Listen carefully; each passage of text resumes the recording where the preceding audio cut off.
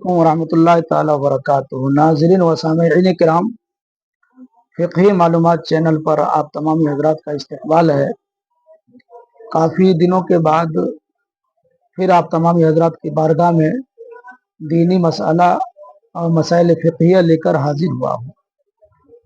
کل وضو کے تعلق سے مسئلہ مذکور ہوا تھا، آج پھر وضو کے تعلق سے ایک چھوٹا سا مسئلہ عرض کر رہا ہوں، بغور سماعت فرمائے اور دوسروں تک اس مسئلے کو پہنچائے۔ مسئلہ یہ ہے کہ بلغم یا تھوک وغیرہ کی الٹی یا قے ہو جائے۔ بلغم جو پیٹ سے یا دماغ سے بلغم نکلے،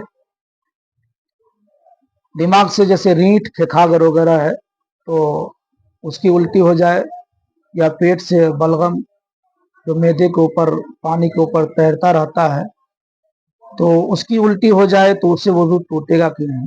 تو صحیح مسئلہ یہ ہے کہ بلغم چاہے دماغ سے اترے اور چاہے معدے سے باہر آئے منہ کے ذریعے، ان دونوں صورتوں میں وضو نہیں ٹوٹتا ہے، اگرچہ منہ بھر ہو یا کتنی ہی زیادہ ہو۔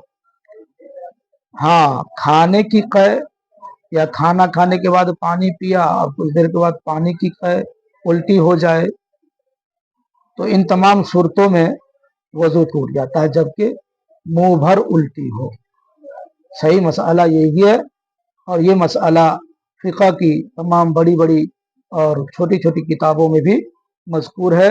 ان باتوں کو عمل میں لائے اور دوسروں تک پہنچائے۔ اللہ تعالی ہم سب کو دینی مسئلہ جاننے اور عمل کرنے کی توفیق عطا فرمائے۔